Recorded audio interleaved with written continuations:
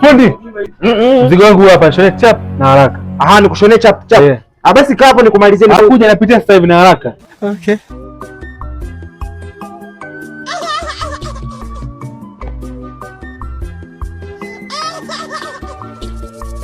Fundi. Bosi, umekuja? Shushia kidogo hapo. Na soda nimekuwekea bosi. Usiwaze. Kaa chini utulie. Bariki wengine pia, utaniua na baraka Mungu wangu, utanivunja na baraka. Hivi ulisema nifanyaje hicho kiatu? Kizungushie chote hicho. Nikizungushie? Usikasirike lakini. Ni mambo ya kawaida tu kazini.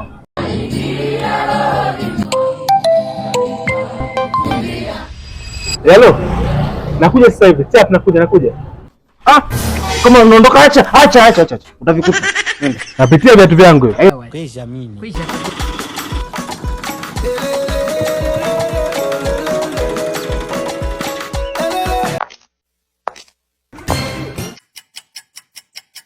Spiritual life.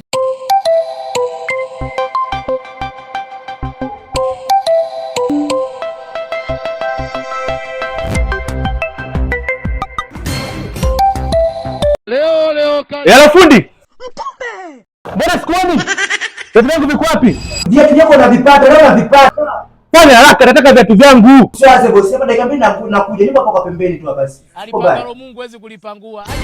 Viatu vyenyewe vya mtumba vibaya, vimepauka pau. Afu anataka kuninyanyasa. Hayupo. Watoto.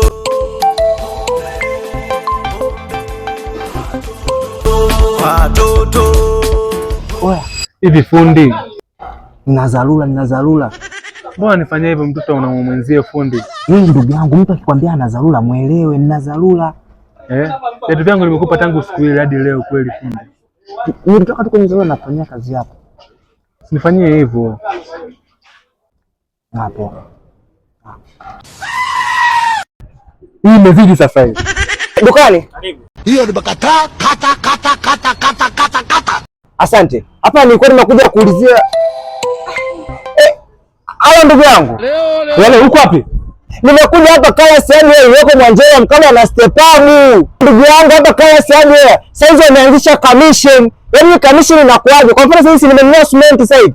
Nikinunua tena vifaa vingine kwa mfano nikanunua black pipe, nikanunua sheet, nikanunua dawa plate au mizao yote hapa ndani ya kala sehemu. Hiyo commission wananisaidia. Baada ya muda ninaweza nikaja nikachukua pesa au nikaja nikachukua bidhaa zingine kama offer. Ndo commission. Wana ofisi Kera mjini, wana ofisi Sumbawanga mjini, wana ofisi Mbalizi, wana ofisi Mwanjera mkoa na Stepamu, wana ofisi airport ya zamani. Sasa unapokuja uje na viatu vyangu uje kuchukua kitu chako nyumbani. Sawa?